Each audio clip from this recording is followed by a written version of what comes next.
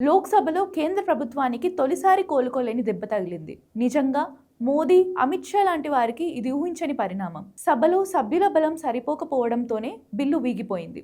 దీంతో పాటు విపక్షాలన్నీ ఏకతాటిపైకి రావడం కూడా ఒక కారణం. 131వ రాజ్యాంగ సవరణ బిల్లుకు అవసరమైన 3/2 మెజారిటీ బిల్లుకు దక్కలేదు. అయితే బీజేపీ ఆడిన డ్రామా ఫలించలేదు.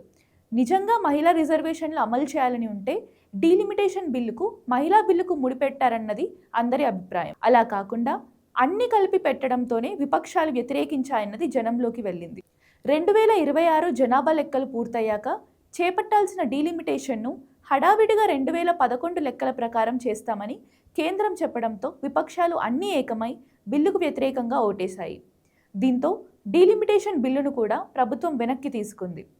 అయితే ఎంతో వివాదాస్పదమైన ఆర్టికల్ 370ని నెగ్గించుకున్న మోడీ, అమిత్ షా ద్వయం మహిళా బిల్లును ఎందుకు నెగ్గించుకోలేకపోయింది? రాజకీయ ప్రేరేపిత బిల్లుగానే దీనిని విపక్షాలు చూడటం వల్లనే ఈ సమస్య తలెత్తింది. అమిత్ షా 1 గంట సమయం ఇస్తే బిల్లులో 50% సీట్లు పెంచే ప్రతిపాదన చేరుస్తామని చెప్పడం వెనుక కూడా ముందు బిల్లులో దానిని ఎందుకు పెట్టలేదని విపక్షాలు ప్రశ్నిస్తున్నాయి. లోక్సభలో 3/2 మెజారిటీ తమకు లేదని తెలిసినా బిల్లు వీగిపోవడం ఖాయమని అర్థమైనా మొండిగా మోడీ ముందడుగు వేశారంటే అందులోనూ రాజకీయ ప్రయోజనం ఉండవచ్చు.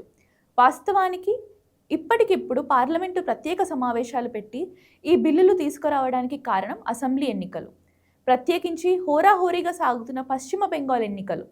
బెంగాల్ అసెంబ్లీ ఎన్నికలు కాబట్టి మహిళా ఓట్లు కీలకం కాబట్టి విపక్షాలు బిల్లుకు మద్దతు ఇవ్వొచ్చని ప్రభుత్వం ఆశించి ఉండొచ్చంటున్నారు. ప్రస్తుతం ఈ బిల్లును విపక్షాలు అడ్డుకోవడంతో మహిళలను ఎదగకుండా విపక్షాలు అడ్డుపడుతున్నాయంటూ ప్రచారం చేసుకునే అవకాశం దొరికింది.